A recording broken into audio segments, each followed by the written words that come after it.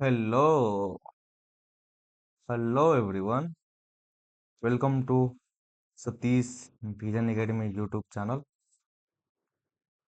आज जियोग्राफी का lecture number 1 होने वाला है, ठीक है। जिसमें टोटल 6 लेक्चर का मतलब कि लेक्चर और हो गए पीडीएफ के द्वारा, ठीक है। और इसका पीडीएफ मिल जाएगा मेरे टेलीग्राम जो चैनल है, SVA मेंटर, ठीक है।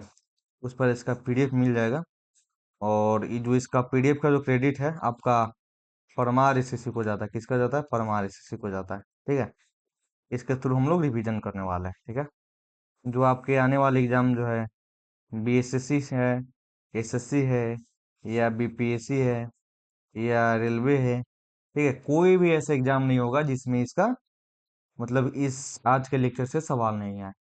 समझ ही रहे हैं कि 6 लेक्चर में ही हम पूरा जियोग्राफी को कंप्लीट करने वाले हैं, जिसमें इंडियन जियोग्राफी होगा, वर्ल्ड जियोग्राफी होगा, ठीक है। सभी को एक साथ पढ़ेंगे। पढ़ ले ली तो चलिए शुरू करते हैं। सबसे पहले आज का जो सवाल है वो है कि पृथ्वी के वायुमंडल में ऑक्सीजन की सांद्रता लगभग कितनी होती है? तो पृथ्वी के वायुमंडल है ना, उसमें ऑक्सीजन की जो सांद्रता है का 21% होती है। कितनी होती है? 21% होती है। देखिए, वायुमंडल में गैसों का समांगन सबसे ज्यादा किसका होता है? नाइट्रोजन का होता है, 78% होता है, ठीक है। ऑक्सीजन आपका 21% होता है। फिर उसके बाद में आर्गन होता है 0.9%। उसके बाद में आपका होता है क्या? उसके बाद में आपका कार्बन डाइऑक्साइड, फिर नियोन, हीलियम। यहाँ पे आप इसका दिखा लिखा हुआ आप लोग देख सकते हैं। देखिए, अक्रिय गैसें के बारे में बात करें तो क्या होगा? हेमा, नेहा और करीना जीती रहना, यानी कि helium, neon, argon, krypton, xenon और रेडॉन। ये आपका आ, जो ग्रुप है ना, 8 ग्रुप का सदस्य है, और जिसे इनर्ट गैस कहते हैं, जिसे इनर्ट गैस कहते हैं, ठीक है। इनर्ट यानी अक्रिय गैस भी कहते हैं, ठीक है। चलिए, और आर्गन क्या होता है? आर्गन डबल पेन खिड़की के शीशे में प्रयुक्त बल्ब में भी इसका प्रयोग किया जाता है, आर्गन को, ठीक है। डबल पेन जो होता है उसमें प्रयोग किया जाता है, खिड़की के शीशे में प्रयोग किया जाता है, और बल्ब में भी आर्गन का प्रयोग किया जाता है।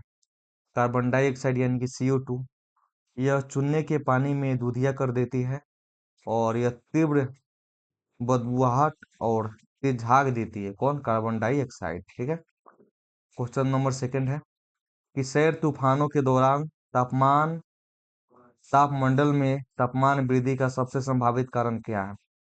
तो उसका जो सबसे संभावित जो कारण है आपका है अल्ट्रावायलेट रे और एक्सरे का अवशोषण होना, ठीक है। ये सबसे बड़ा कारण है। यहाँ पे देख लीजिए, सूरज का जो ताप है आ रहा है, सूर्य ताप से आने वाली सौर किरणें कैसी होती है? पारदर्शी होती है। आपतन के बाद में छोटे तंग में देख रहे हैं, इसका प्रोसेस दिया हुआ है, ठीक है। चलिए, क्वेश्चन नंबर थर्ड है आपका कि भारत भारत में सारस क्रेन के सबसे बड़ी आबादी की मेजबानी के लिए किस नवनिर्मित रामसर स्थलों को मान्यता दी गई है? तो आपका हो जाएगा सरसाई, नवार, आर्द्रभूमि, और जो उत्तर प्रदेश में है। क्या है? उत्तर प्रदेश में, ठीक है। चलिए, रामसर साइट के बारे में हम जानते हैं। देखिए, रामसर जो पदनाम है ना, चिल्का लेक हो गया आपका, चिल्का झील हो गया यानी उड़ीसा का। उसके बाद में केवलादेव राष्ट्रीय उद्यान कहाँ का है? राजस्थान का। 1981 में पहले रामसर स्थलों में नामित किए गए थे। ये जो जो नाम है, चिल्का लेक और आपका केवलादेव राष्ट्रीय उद्यान, राजस्थान में है। 1981 में सबसे पहले रामसर स्थलों के रूप में इसे ही नामित किया गया था, ठीक है। उसके बाद में आपका ईरान में हस्ताक्षरित रामसर कन्वेंशन कब हुआ था? 1971 में हुआ था। इसका उद्देश्य अंतर्राष्ट्रीय महत्व की आर्द्रभूमि की रक्षा करना और उसका संरक्षण करना है। मार्केट्स रिकॉर्ड क्या है? लोकटक झील और केवलादेव राष्ट्रीय उद्यान मॉन्ट्रेक्स रिकॉर्ड 1990 से के तहत है। इसमें आपका क्या हो जाएगा? जिसमें आपका लोकटक झील मणिपुर में स्थित है, यह फमोदी यानी कि तैरती वनस्पति है, केबुल लमजाओ राष्ट्रीय उद्यान है, दुनिया का एकमात्र तैरता हुआ राष्ट्रीय उद्यान है, और संगाई हिरन यानी मणिपुर का राज पशु के लिए भी प्रसिद्ध है। देखिए, जो लोकटक झील है ना, आपका कहाँ पे स्थित है? आपका मणिपुर में स्थित है। यहाँ पे तैरता हुआ झील जो है दुनिया में एकमात्र तैरता हुआ राष्ट्रीय उद्यान है, उसके लिए फेमस है। और यहाँ पे संगाई हिरन भी मिलती है। और संगाई हिरन जो है मणिपुर का क्या है, राज्य का पशु है। ठीक है। और बुलर झील कहाँ पे, बुलर झील जो है ना भारत की सबसे बड़ी अंतर्देशीय झील है। कौन, वुलर झील। संभार झील खारे पानी का झील है। सबसे बड़ा आर्द्र भूमि भी कौन सा है आपका, संभार झील है। ठीक है, चलिए।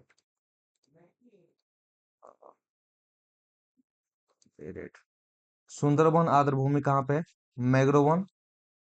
भारत के सबसे बड़ी खड़े पानी का झील कौन सा हो जाएगा, चिल्का लेक हो जाएगा। कौन सा हो जाएगा, चिल्का लेक हो जाएगा। ठीक है, चलिए। यहाँ पे आपका लेक होगा। लद्दाख में कौन सा, रामसर स्थल, ये सब। ठीक है। आपका बिहार में कितने रामसर स्थल है, बिहार में आपके 6 रामसर स्थल है। एक तो गोगीबिल झील हो जाएगा, उदयपुर झील हो जाएगा, गोकुल जलाशय हो जाएगा, नक, नकटी पक्षी अभयारण्य हो जाएगा, नागी पक्षी अभयारण्य हो जाएगा, और कनौर झील हो जाएगा। ठीक है। लद्दाख में भी 2 रामसर स्थल है, एक तो 100 है। जम्मू कश्मीर में आपका 5 है, एक तो वुलर झील हो जाएगा, उसके बाद मानसर झील, सलियुग झील। हरियाणा में भी 2 है। ठीक है। पंजाब में 6 है। त्रिपुरा में 1 है, रुद्र सागर झील। मिजोरम में बस 1 है। मणिपुर में लोकटक झील है, और सिक्किम में 1 है। आसाम में भी 1 है। ठीक है, तो ये रामसर स्थल दिए गए हैं। सबसे ज्यादा तमिलनाडु में 20 है। ठीक है। और बांध के बारे में अगर हम बात करें, बांध देखिए, अ, रिहंद बांध जो है ना, जिसे गोविंद वल्लभ पंत सागर बांध के भी नाम से जाना जाता है। रिहंद बांध, जिसे गोविंद वल्लभ पंत सागर बांध के नाम से भी जाना जाता है, उत्तर प्रदेश के सोनभद्र जिले में स्थित है। कहाँ पे स्थित है, उत्तर प्रदेश के सोनभद्र जिले में स्थित है। इसका क्या महत्व है, यह आयतन के हिसाब से भारत की सबसे बड़ी कृत्रिम झील है। क्या है, कृत्रिम झील है। और जो इसकी क्षमता है 10.6 बिलियन क्यूबिक मीटर है। इतनी इसकी क्षमता, 10.6 बिलियन क्यूबिक मीटर। आपका डेवोर झील, जिसे जयसमंद झील के नाम से भी जाना जाता है, राजस्थान के उदयपुर जिले में स्थित है। और यह आयतन के मामले में भारत की दूसरी सबसे बड़ी कृत्रिम झील है। क्या, दूसरी सबसे बड़ी क्या है, कृत्रिम झील है। और जो 16 है, दक्षिण भारत के ऊंचे पश्चिमी घाटों के पास के मैदानी के बीच घाटियों में पाया जाने वाला उष्णकटिबंधीय पर्वतीय सदाबहार वनों का हिस्सा है। क्या, उष्णकटिबंधीय सदाबहार वनों का क्या है, हिस्सा है। चलिए, क्वेश्चन नंबर, अब हम 4 पर बात करेंगे। विंध्य चट्टान प्रणाली निम्नलिखित में से किसके उत्पादन के लिए जानी जाती है। तो जो विंध्य चट्टान प्रणाली है ना, आपके चूना पत्थर के उत्पादन के लिए जानी जाती है। और चूना पत्थर कैसी है, चूना पत्थर एक अवसादी चट्टाने हैं। कैसी चट्टाने हैं, तो एक अवसादी चट्टाने हैं। बांधे के बारे में निम्नलिखित में से कौन सा कथन सही है। Question number 5। बांध का तात्पर्य हमेशा पानी को रोकने के लिए बनाई गई कंक्रीट या संरचनात्मक दीवार से होता है। या बांधों में शिल्पी यानी कि जलमार्ग के प्रवाह को रुक रुक कर या लगातार नियंत्रित करने के लिए मदद करते हैं। और उसके बाद में जो थर्ड ऑप्शन है वो है संरचना, उद्देश्य और संरचना के आधार पर बांधों को वर्गीकृत किया जा सकता है। इसका जो ऑप्शन होगा 2 और 3 ही सही होगा, 2 और 3 सही होगा। देखिए, जो बांध है ना, बांधों में जो जलमार्ग पानी के प्रवाह को रुक रुक कर लगातार नियंत्रित करने के लिए मदद करते हैं। क्या होता है कि बांध किस लिए तो बना जाता है ना, कि रुक रुक के पानी चले या उसके चलने में लगातार मदद करे। और जो इसका है संरचना और उद्देश्य, ऊंचाई के आधार पर बांधों को वर्गीकृत भी किया गया है। जैसे ऊंचाई बढ़ेगी बांध भी आपका वैसा ही होगा, उसका उद्देश्य भी डिफरेंट है, उसका संरचना का भी एक आकार दूसरा, यानी कि सेकेंड एंड थर्ड ऑप्शन सही होगा। आइए देखिए, इसमें बोल रहा है, फर्स्ट में क्या बोल रहा है कि बांधों का जो तात्पर्य है हमेशा पानी को रोकने के लिए बनाई गई कंक्रीट या संरचनात्मक दीवार से होता है। ये बिल्कुल भी गलत है। बांधों का तात्पर्य हमेशा पानी को रोकना नहीं होता है। ठीक है, इसका और भी सारे मतलब होते हैं। चलिए, यहाँ पे टाइप्स ऑफ डैम यानी कि बांधों का प्रकार दिया गया है। देखिए, एक होता है आपका ग्रेविटी डैम्स यानी गुरुत्वाकर्षण बांध। क्या होता है, गुरुत्वाकर्षण बांध। A dam that reverse water pressure by own weights, यानी कि ऐसा बांध जो अपने स्वयं के भार से पानी के दबाव को क्या करता है, रोकता है। ऐसा बांध आप देखे हैं ना, जैसे आप नेपाल से आते हैं, नेपाल से जो पानी आता है उसको ऐसे ही बांध के द्वारा क्या किया जाता है, रोका जाता है। यहाँ पे पानी का दबाव यहाँ पे इसलिए रोका जाता है ताकि ये आगे क्या है, ज्यादा पानी ना आ जाए, हमको जितना गिराना है उतना नियंत्रण करके गिराया जा सके, इसलिए इसे ग्रेविटी डैम के नाम से भी जाना जाता है। ठीक है। सेकंड में है आपका कौन सा? सेकंड में है आपका चांप बांध यानी कि आर्क डैम। चांप बांध कैसा होता है? आप लोग देख रहे हैं ऊपर क्या है? पानी है, ठीक है, ऊपर है पानी, ठीक है, और नीचे यहाँ पे डैम बना के यानी कि बांध, घुमावदार बांध होता है, ठीक है। तो घुमावदार बांध जो पानी के दबाव को घाटी के दीवारें के स्थानांतरित करता है, क्या करता है? स्थानांतरित करता है।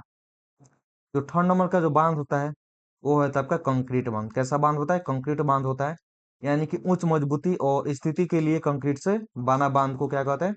कंक्रीट बांध के नाम से भी जाना जाता है। एक होता है आपका स्टोरेज डैम। स्टोरेज डैम क्या होता है? भंडारण बांध होता है, सिंचाई, पेयजल और बिजली उत्पादन के लिए पानी संग्रह के लिए आपका भंडारण बांध का प्रयोग किया जाता है। जो 5 नंबर में होता है वो आपका होता है डाइवर्जन डैम, यानी कि विचलन बांध। पानी के नहरें या अन्य मार्गों को क्या करता है? मोड़ता है। पानी के नहरें या अन्य मार्गों को मोड़ता है, उसे क्या बोलते हैं? विचलन बांध बोलते हैं, ठीक है। तो अब चलते हैं आपका बांध में ही आपका आता है कौन सा? हीराकुंड बांध, नखला, भाखड़ा नंगल बांध और टिहरी बांध होता है, ठीक है। देखिए हीराकुंड जो बांध है ना भाई, ये महानदी पर स्थित है, भारत का सबसे लंबा बांध है, ये हमको याद रखना है। ये ना जाने एग्जाम में 20 बार से भी ज्यादा क्वेश्चन पूछा हुआ है, ठीक है, हीराकुंड बांध के बारे में। देखिए जो हीराकुंड बांध होता है ना, कहाँ पर स्थित है? ये महानदी पर स्थित है। कहाँ पर स्थित है? महानदी पर स्थित है। और भारत का सबसे लंबा बांध है कौन सा? हीराकुंड बांध। उसके बाद में भाखड़ा नंगल बांध, सबसे ऊंच गुरुत्वीय बांध है। गुरुत्वीय बांध आप लोग देखा ना कि इधर क्या रहता है? इधर पानी रहता है और ऐसे बांध बना रहता है, ठीक है, ऐसे बांध बना रहता है कि हमको जितना पानी बहाना है हम उतना ही खोलेंगे, उतना ही जाके इधर क्या होगा? पानी डिपोजिट होगा, ठीक है। तो ये सबसे क्या होता है? गुरुत्वीय बांध होता है। तो भाखड़ा नंगल जो बांध है ना, सबसे ऊंचा गुरुत्वीय बांध है, जो कहाँ पर स्थित है? आपका सतलुज नदी जो है ना, सतलुज नदी पर स्थित है, ठीक है। और आपका टिहरी बांध उत्तराखंड के भागीरथी नदी पर स्थित है। कहाँ पर स्थित है? उत्तराखंड के भागीरथी नदी पर स्थित है, ठीक है। कुल मिलाकर सबसे ऊंचा बांध है ये। चलिए क्वेश्चन नंबर 6 के तरफ हम चलते हैं। और 6 में क्या बोल रहा है? 6 में बोल रहा है कि किस प्रकार के भूवैज्ञानिक संरचना को जड़ सबसे अधिक विकसित होते हैं? तो यहाँ पर ऑप्शन दिया हुआ है, नरम तलछट, कठोर चट्टान या दराज या ज्वालामुखी। तो आपका आंसर क्या हो जाएगा? कठोर चट्टान हो जाएगा, ठीक है। चलिए इसके बारे में हम बात करते हैं, कठोर चट्टान क्या होती है। यहाँ पे आप लोग देख सकते हैं क्या है? ये आपका चट्टाने हैं। क्या है? ये सब आपके चट्टाने हैं, ठीक है। जैसे यहाँ पे वर्षा हो रही है, यहाँ पे तालाब है, हिमनद है, पानी आ रही है, तो देखिए जो जब युवा अवस्था में रहता है ना, इसमें जर्ज और जलप्रपात जैसी अपर्दनात्मक विशेषता की क्या होती है? इसमें प्रधानता होती है। यानी कि जो यंग होता है, क्या होता है? जब यंग होता है, ठीक है ना, यंग होता है, तो जैसे ही वो बूढ़ा हो जाते हैं, यानी प्रौढ़ जब अवस्था में जब आ जाता है ना, तो ये जो संक्रमण काल है, जिसमें विसर्प जैसी आकृति हो जाती है। कैसी हो जाती है? विसर्प जैसी आकृति हो जाती है। उसके बाद में आपका वृद्धावस्था, जिसमें डेल्टा, बांध के मैदान और गोखुर झील जैसे निक्षेपण विशेषता की प्रधानता होती है। क्या होती है? इसकी प्रधानता होती है, ठीक है। यहाँ पर आप लोग देख सकते हैं। चलिए आपको हम बताते हैं। बहते हुए जल द्वारा निर्मित जल जो स्थल रूप है, उसमें क्या है? देखिए ये आपका वी आकार की घाटी है, ऐसे को कैसे कहते हैं? वी आकार की घाटी कहते हैं, ठीक है। ये जैसे आपको दिख रहा है ना, यही क्या है? यही जर्ज है जो आपको युवा अवस्था में देखने को मिलता है, ठीक है। तीव्र कटाव वाली घाटी होती है। और कोई भी भाई, कोई भी चीज अगर नया रहता है, युवा में रहता है, उसके अंदर जोश ज्यादा रहता है, तो तीव्र कटाव कर सकता है, ठीक है। अब यहाँ पे जलप्रपात है नहीं, वाटरफॉल, जैसे आप लोग नहाने जाते हैं ना, केम्प्टी फॉल, बहुत सारे सब फॉल होते हैं, तो ऐसे वाटरफॉल हो गया। अब देखिए घुमावदार घाटी, देख रहे हैं नदी, ये सब, ये सब को घुमावदार घाटी हो गया। और भोर की झील, ऑक्सबो लेक यही होता है। कौन होता है? ऑक्सबो लेक ही होता है। देख लीजिए एग्जाम में क्वेश्चन, मतलब क्वेश्चन इसका एग्जाम में पूछता है, ठीक है। नदी का किनारा, रिवर बैंक, नदी मुख, डेल्टा। चलिए जलप्रपातों का प्रकार के बारे में अगर हम जानते हैं, तो एक आपका होता है सोपानी, एक होता है महाप्रपात, कैनियन, कटाव, तो में बहुत सारे बांध ऐसे होते हैं। देखिए जो सोपानी होता है ना, कम ऊंचाई वाले एक झरना है, जहां जल चट्टानी सीढ़ियां की एक श्रृंखला से होकर नीचे गिरता है। ठीक है, कुल मिला के बात यही है कि ये कम ऊंचाई वाला झरना होता है, और जहाँ जल चट्टानी सीढ़ियाँ की एक श्रृंखला से होकर नीचे गिरती है। यानी कि एक श्रृंखला से होकर नीचे गिरती है ना, इसे सुपानी कहते हैं। क्या कहते हैं उसे? हम सुपानी कहते हैं। ठीक है। एक होता है महाप्रपात। महाप्रपात क्या होता है? देखिए, महाप्रपात एक विशाल और अधिक जल राशि वाला झरना है, जहाँ जल अत्यंत का होता है, जल अत्यंत तीव्र ढलान के साथ नीचे गिरता है। क्या करता है? नीचे गिरता है, तीव्र ढलान के साथ नीचे गिरता है। फिर उसके बाद में आपका कैनियन होता है। आमतौर पर 12 चौड़ा और सिरदार दीवार वाला होता है, जबकि यहाँ पे क्या होता है? जर्ज अधिक संकरा और अत्यधिक ढलानी और अधिक घिरा हुआ होता है कैनियन में। ठीक है। फिर उसके बाद में आपका कटाव तट हो गया, जहाँ पे बाहरी मोड़ पर अपरदन और बिंदु आकार विसर्प नदियों की क्या होती है? प्रमुख विशेषताएं होती है। यहाँ पे विसर्प नदी की प्रमुख यहाँ पे विशेषता होती है। ठीक है, कटाव तट पे। चलिए, तटबंध क्या है? तटबंध के बारे में हम बात करें तो देखिए, तटबंध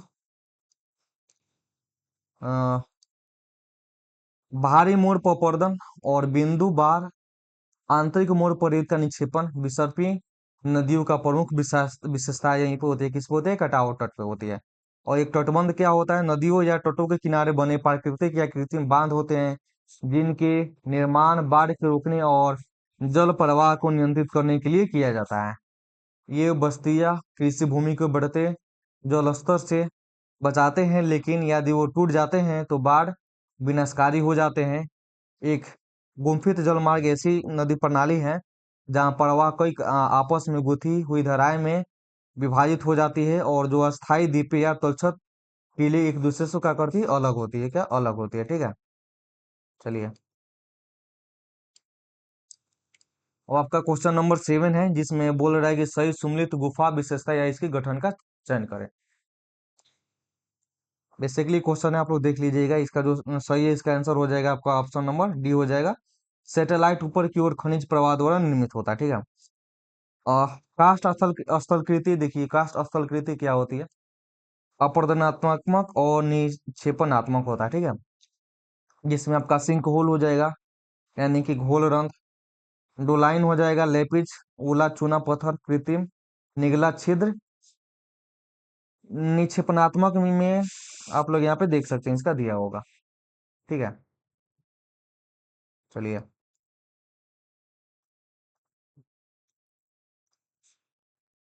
पृथ्वी के ध्रुव के निकट औरोरा के लिए मुख्य रूप से निम्न से किस कौन सी घटनाएं जिम्मेदार है? पृथ्वी के ध्रुव के निकट औरोरा के लिए मुख्य रूप से कौन सी घटना जिम्मेदार है? भूकंप की लहरें? ये बिल्कुल भी नहीं होगा। बिजली की निर्वहन? बिल्कुल भी नहीं होगा। ज्वालामुखी का रखाव का फैलना? बिल्कुल भी नहीं होगा। इसका ऑप्शन होगा सूर्य, वायु और चुंबकीय क्षेत्रों की परस्पर क्रिया से पृथ्वी के ध्रुव को निकट औरोरा का घटना होती है। भूकंपीय तरंगे, भूकंपीय तरंगे देखिए, एक भूगर्भीय तरंगे होती है, एक धरातलीय तरंग होती है। ठीक है। तो हम सबसे पहले हम बात करेंगे, क्या बात करेंगे कि भूकंप के तरंगे कितने प्रकार के होते हैं, इसकी विशेषता क्या है? देखिए, भूकंप के जो तरंगे होते हैं ना, 3 प्रकार के वैसे होते हैं।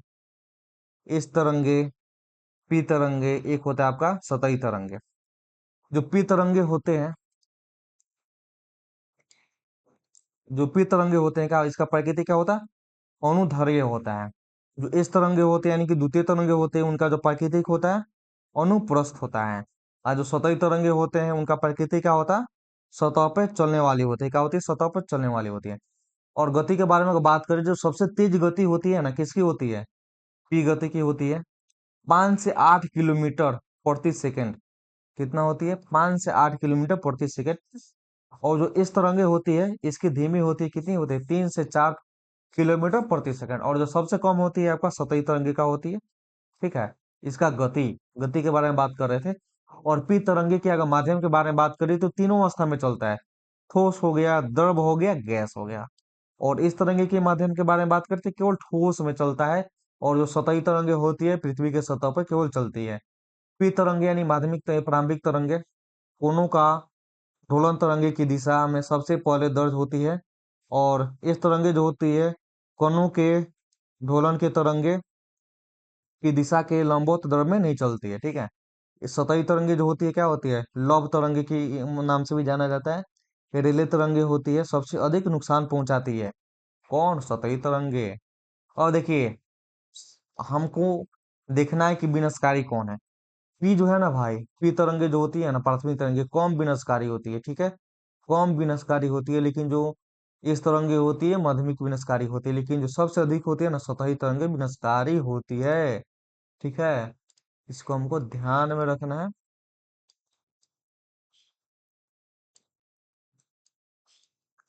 और सौर ज्वालाएं क्या होती हैं, जिन्हें अक्सर किसी विस्फोट के शॉटगन या फ्लैश के रूप में वर्णित किया जाता है।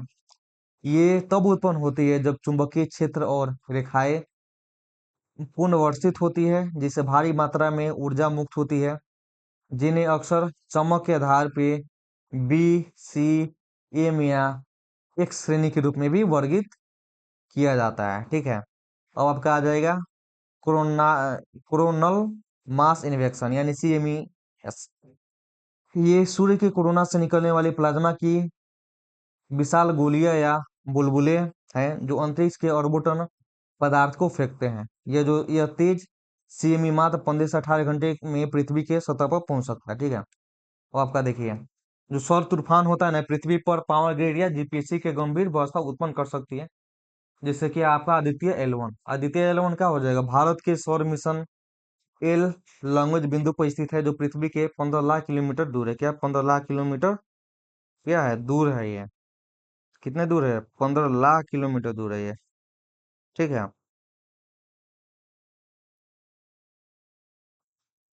चलिए,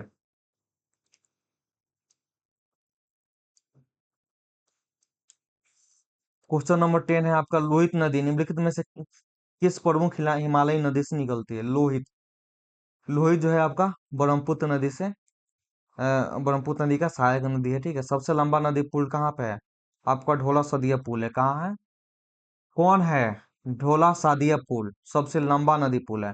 भूपेन हजारिका नदी सेतु के रूप में नामित 19.5 किलोमीटर सबसे लंबी, भारत का सबसे लंबी नदी पुल है, जिस 2017 में पूरा हुआ था। लेकिन उससे पहले तो भाई बिहार का पटना था, गंगा सेतु था, ठीक है। देखिए, और ब्रह्मपुत्र का जो है ना, विभिन्न जगहों इसका नाम भी है ना, विभिन्न विभिन्न नामों में इसका रखा गया है। तिब्बत में इसको हम क्या बोलते हैं, तिब्बत में इसको तो सांगपो बोलते हैं। अरुणाचल प्रदेश में सियांग या दिहांग के नाम से जाना जाता है। लेकिन वहीं असम में चल जाएगी, ब्रह्मपुत्र नदी के नाम से जाना जाता है। लेकिन बांग्लादेश में यही जो ब्रह्मपुत्र नदी है, आपका जमुना के रूप में हो जाता है। किसके रूप में हो जाता है, जमुना के रूप में हो जाता है, ठीक है। चलिए, और भूपेन हजारिका नदी के बारे में कुछ विशेषताएं हैं इस प्रकार। भूपेन हजारिका नदी जो है ना, 2019 में भारत रत्न से सम्मानित। ये लोकप्रिय रूप से ब्रह्मपुत्र के चरण और सुधाकंठ के रूप में भी जाना जाता है। देख रहे हैं, 2019 में भारत रत्न से भी इसको सम्मानित किया गया था। किसको, भूपेन हजारिका जी को। और वो लोकप्रिय रूप से ब्रह्मपुत्र के चरण और सुधाकंठ के रूप में जाने जाते हैं। माजुली विश्व का सबसे बड़ा नदी द्वीप है। क्या है, विश्व का सबसे बड़ा नदी द्वीप कौन सा हो जाएगा, तो आपका हो जाएगा माजुली। माजुली लंबाई जो है इसका 2900 किलोमीटर है। भारत में तो 916 किलोमीटर ही है। इसका जो उद्गम स्थान है आपका चमांगयुंगडुंग हिमनत, यह अंगांसी हिमनत तिब्बत से होता है। कहाँ से होता है, तिब्बत से होता है। यह हिमालय के पूर्वी सीमा बनाती है। क्या बनाती है, पूर्वी सीमा बनाती है। बाएं तट की सहायक नदी में आपका लोहित हो जाएगा, धनसिरी हो जाएगा और दिबांग हो जाएगा। दाएं तट के सहायक नदी इसका हो जाएगा कामोंग, मानस, तीस्ता, सुबनसरी और संकोच हो जाएगा। किसका, ब्रह्मपुत्र नदी का। ब्रह्मपुत्र नदी का सहायक नदी है ये, बाएं वाला सहायक नदी है, ये दाएं वाला सहायक नदी है। बाएं वाला सहायक नदी कौन सा हो जाएगा, एक आपका लोहित हो जाएगा, धनश्री हो जाएगा, दिबांग हो जाएगा। लेकिन जो दाएं वाला सहायक नदी होती है आपका कामेंग होती है, मानस होती है, तीस्ता होती है, सुबनसरी होती है और सांगकोश होती है, ठीक है। इतना बात याद में रहेगा। चलिए, हम नेक्स्ट क्वेश्चन की ओर बढ़ते हैं। क्वेश्चन नंबर है 11, वायुमंडलीय परतों के संबंध में इन कथनों का मूल्यांकन करें। अधिकांश मौसम संबंधी घटनाएं तापमंडल में होती है, संताप मंडल में होती है। या सेकंड ऑप्शन है आपका ओजोन परत मुख्य रूप से क्षोभमंडल में पाई जाती है। उपयुक्त में से कौन सा कथन सही है? तो ना कथन एक सही होगा और ना ही कथन दो सही होगा। ठीक है, चलिए इसके बारे में हम विशेष बात करते हैं। क्या होती है ट्रोपोस्फेयर, थर्मोस्फेयर, एस्ट्रोस्फेयर, क्या होती है? सबसे पहले हम वायुमंडलीय विकास के बारे में हम बात करते हैं। वायुमंडलीय विकास, वायुमंडल की उत्पत्ति जो है ना आदिम गैसों के ह्रास से हुई है। किससे हुई है? आदिम गैस के ह्रासों से हुई है, जिसके बाद ज्वालामुखी गैस उत्सर्जन हुआ। बाद में प्रकाश संश्लेषण द्वारा इसमें परिवर्तन आए।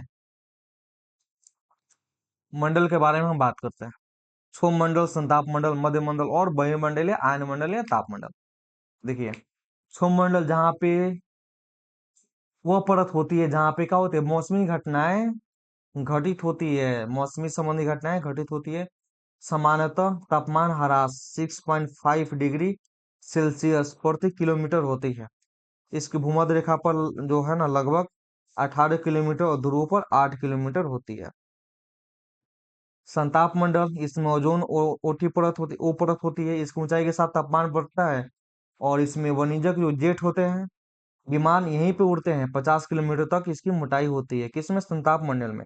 तो आपको याद रखना है कि जो वाणिज्यिक जो जेट होती है ना, जो फ्लाइट जेट होती है, ये सब कहाँ पे उड़ती है? ये सब आपका संताप मंडल में उड़ती है भाई।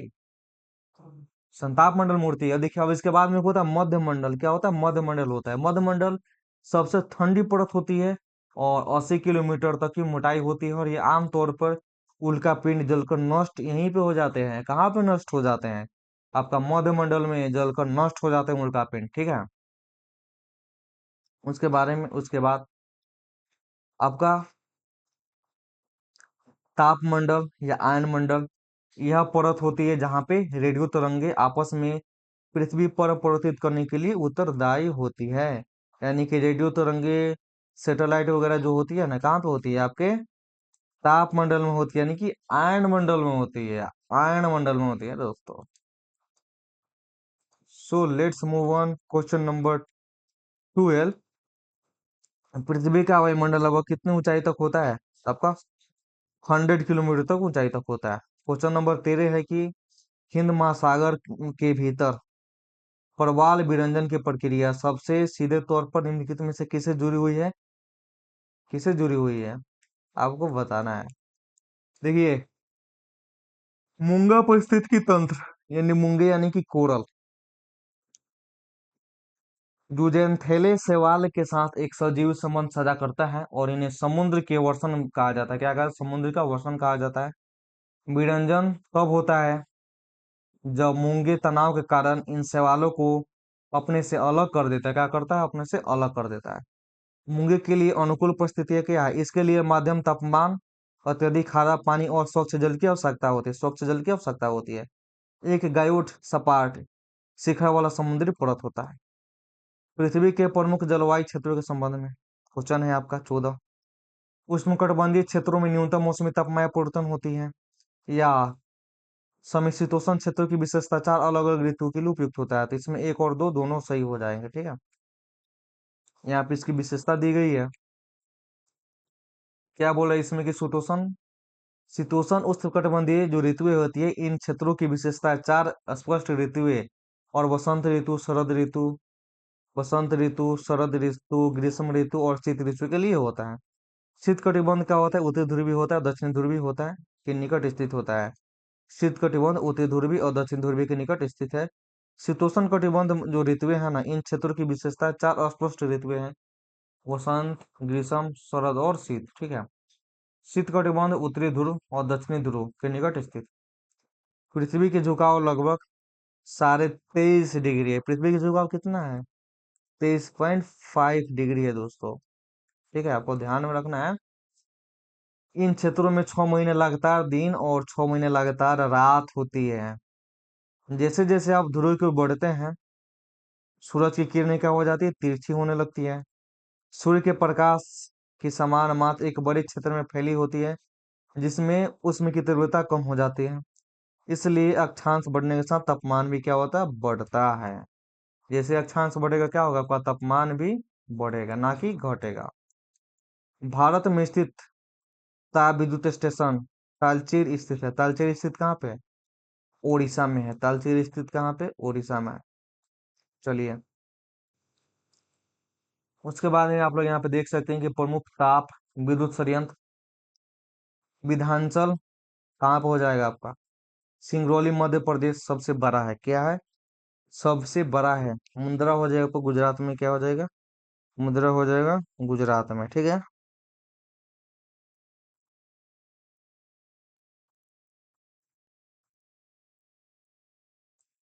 उसके बाद में आपका शासन कहाँ पे हो जाएगा? शासन हो जाएगा मध्य प्रदेश में। तिरोडा कहाँ पे हो जाएगा? तिरोडा आपका हो जाएगा महाराष्ट्र में। कोयले के प्रकार के बारे में हम बात करते हैं। कोयला वैसे 3 प्रकार का होता है। नहीं नहीं, कोयला 4 प्रकार का होता है। सॉरी, कोयला कितने प्रकार का होता है? 4 प्रकार का होता है। क्या क्या होता है? एंथ्रासाइट, ब्यूटेमिनस, लिग्नाइट और पीट। जो अच्छे किस्म का जो कोयला होता है आपका कौन सा होता है? अच्छे किस्म का जो आपका कोयला होता है ना, आपका होता है एंथ्रेसाइट होता है। सबसे लो क्वालिटी का कोयला कौन सा होता है? आपका पीट होता है। क्या होता है? पीट होता है। ब्यूटेमिनस और लिग्नाइट कोयला का क्या है? ये सब कोयला का एक प्रकार है, ठीक है। चलिए, यहाँ पे दिया हुआ है आपका चैत कब आता है, एक बार इसको हम देख लेंगे। चैत आपका आता है मार्च अप्रैल में। बैसाख कब आता है? अप्रैल और मई में आता है। जेठ कब आता है? मई और जून में आता है। आषाढ़ कब आता है? जून और जुलाई में आता है, ठीक है। सावन कब आता है आपका? जुलाई और अगस्त के समय आता है। भादो आता है आपका अगस्त और सितंबर के समय। अश्विन आता है सितंबर अक्टूबर के समय। कार्तिक आता है अक्टूबर नवंबर के समय। मार्गशीर्ष आता है नवंबर दिसंबर के समय। पूष आता है नवंबर दिसंबर जनवरी के समय। माघ आता है जनवरी फरवरी के समय। फागुन आता है फरवरी मार्च के समय। अभी हम लोग किस में? अप्रैल मई हम लोग का चल रहा है ना। मार्च तो बीत ही गया। अप्रैल मई में अगर हम आते हैं, नहीं नहीं मई, अरे भाई मई जून चल रहा है। तो हम लोग जेठ में है। किस में? जेठ में। ये वीडियो षड्यंत्र के नाम दिए गए हैं, आप लोग इसको एक बार देख लीजिएगा। चलिए,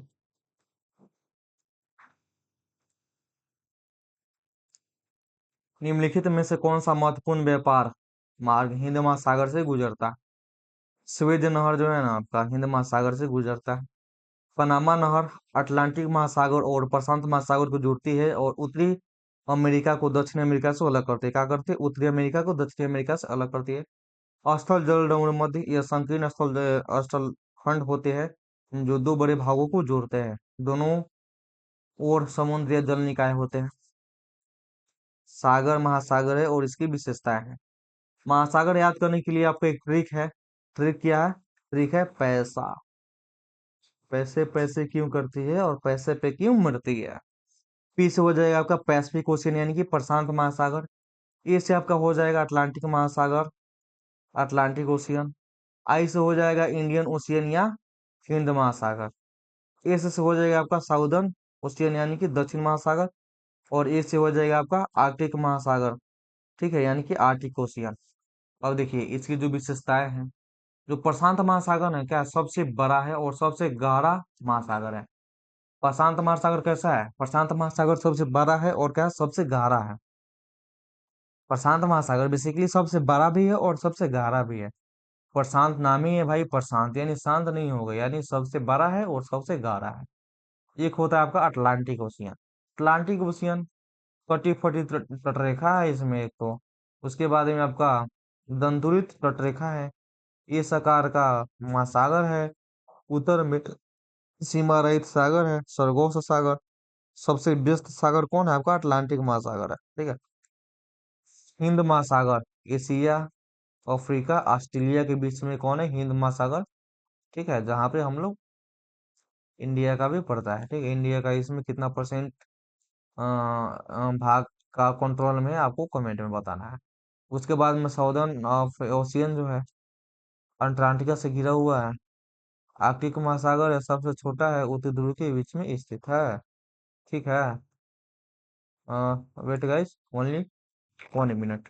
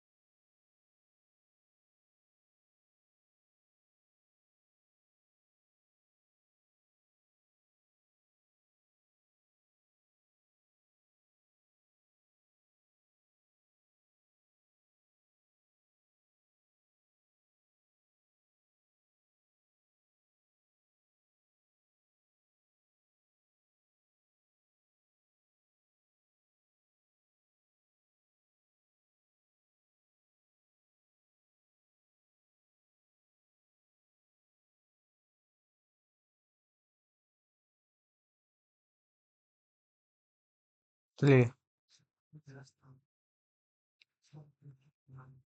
ये हो गया ओशियन।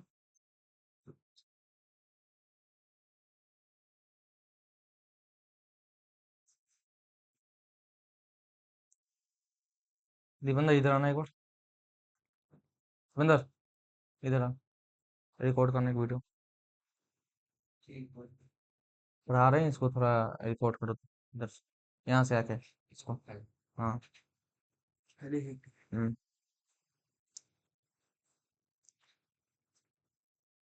तो चलिए, हम आपको बता रहे थे, एक बार और देख लीजिए। महासागर को हमको कैसे याद करना है, देखिए। इसका ट्रिक क्या है, इसका ट्रिक है पैसा। कौन सा ट्रिक है, पैसा ट्रिक है। पी से आपका हो जाएगा प्रशांत महासागर यानी कि पैसिफिक ओशियन। ए से हो जाएगा आपका अटलांटिक महासागर यानी कि अटलांटिक ओशियन। आई से हो जाएगा आपका इंडियन ओशियन यानी कि हिंद महासागर। ए से हो जाएगा आपका दक्षिण महासागर यानी कि सदर्न ओशियन। और ए से हो जाएगा आपका आर्कटिक ओशियन, ठीक है। इसकी विशेषता के बारे में अगर हम बात कर लेते हैं तो इसकी विशेषता क्या है। जो प्रशांत महासागर है सबसे बड़ा है और सबसे गहरा महासागर होता है, ठीक है। और जो अटलांटिक महासागर होता है कटी फटी तटरेखा है, दंतु हरित तटरेखा है, इस आकार का महासागर होता है। उत्तर में सीमारहित सागर है और सबसे व्यस्त जो सागर है आपका अटलांटिक ओशियन है, ठीक है। हिंद महासागर में एशिया, अफ्रीका और ऑस्ट्रेलिया के बीच में हिंद महासागर पड़ता है। और जो दक्षिण महासागर यानी कि सदर्न ओशियन है, ये अंटार्कटिका से घिरा हुआ, किससे घिरा हुआ, अंटार्कटिका से घिरा हुआ है। और जो आर्कटिक महासागर यानी कि आर्कटिक ओशियन है, ये सबसे छोटा है और उत्तर ध्रुव के बीच में स्थित है, ठीक है। तो ये आपके ओशियन की विशेषताएं थी और इसके याद करने का ट्रिक थे। ऐसे मिलते हैं नेक्स्ट वीडियो में। जय हिंद। चलिए दोस्तों, तो इतना तो हो ही गया। अब आगे हम चलते हैं। यहाँ पे आप लोग देख सकते हैं।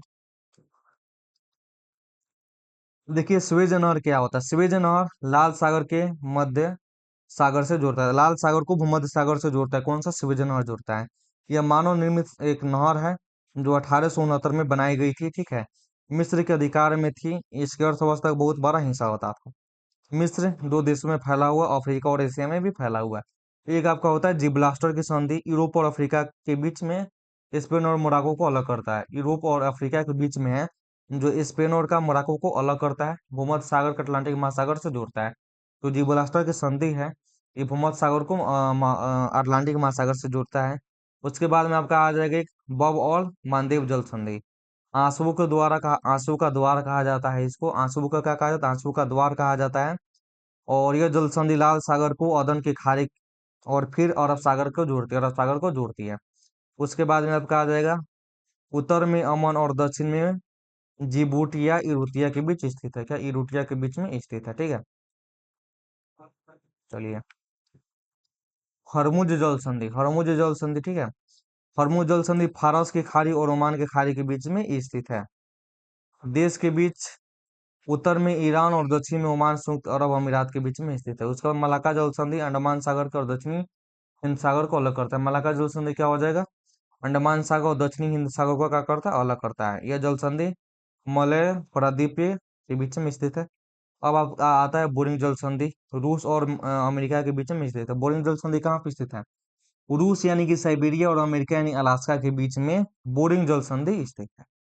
आर्कटिक महासागर के प्रशांत महासागर से जोड़ता है, कौन सा, बोरिंग जल संधि। फिर उसके बाद में आपका आता है ड्रेक जलडमरू मध्य। ड्रेक जलडमरू मध्य क्या होता है, ड्रेक जलडमरू मध्य दक्षिण अमेरिका और अंटार्कटिका के बीच में स्थित हो और इसे दुनिया का सबसे कठिन समुद्र मार्ग भी माना जाता है, ठीक है। काश जलडमरू मध्य काला सागर और जो सागर को जोड़ता है तथा रूस से यूक्रेन के बीच में सामरिक दृष्टि के अत्यंत महत्वपूर्ण है। भारत के किस क्षेत्र में बी डब्ल्यू एच डब्ल्यू प्रकार की जलवायु पाई जाती है, तो राजस्थान में हो जाएगा। बेसिकली ये BWHW क्या होता है, इसके बारे में हम विस्तार से बात करेंगे। देखिए, सबसे पहले कोपेन जलवायु वर्गीकरण व्लादिमीर कोपेन 1884 जर्मन जलवायु वैज्ञानिक हो जाता है। हाँ, ठीक है। इसने ही इसका वर्गीकरण किया था, वर्षन के आधार पर विभाजन किया था, और जलवायु के भी आधार किया था। बेसिकली ये 5 प्रकार का होता है। एक होता है आपका उष्णकटिबंधीय शुष्क जलवायु, गर्म शीतोष्ण, शीतकालीन और ध्रुवीय प्रकार के टुंड्रा होता है, ठीक है। सबसे ठंडे महीने का औसत तापमान 18 डिग्री सेल्सियस से उससे अधिक होता है, तो वो उष्णकटिबंधीय का विशेषता बता रहा है। शुष्क जलवायु संभावित वर्षीकरण वर्षा से अधिक होता है। गर्म शीतोष्ण क्या हो जाएगा, जलवायु वर्गों में सबसे ठंडे महीने का औसत तापमान -3 डिग्री सेल्सियस से अधिक लेकिन 18 डिग्री सेल्सियस से कम होता है। शीतकालीन हिमछादित वन सबसे ठंडे महीने का औसत तापमान -3 डिग्री सेल्सियस से उससे कम होता है। ध्रुवीय प्रकार सभी महीनों का औसत तापमान -10 डिग्री सेल्सियस से नीचे होता है। एक आपका होता है टुंड्रा जलवायु, ध्रुव के क्षेत्रों में पाई जाती है टुंड्रा जलवायु। यहाँ वर्षा का अधिकांश समय अत्यधिक ठंडक होती है। वनस्पति पेड़ नहीं उगते हैं भाई, ये सब आप लोग देख लीजिएगा एक बार। ठीक है, बाकी आज हम इतना ही रहने देते हैं। ठीक है, मिलते हैं आपसे लेक्चर नंबर कितना, लेक्चर नंबर 2 में। ठीक है, इसका जो 5 अभी पेज बचा हुआ है उसको हम करा देंगे। बाकी लेक्चर नंबर 2 में मिलते हैं और बहुत जल्द हम इस सबको कंप्लीट कर लेंगे। ठीक है, तो जय हिंद दोस्तों।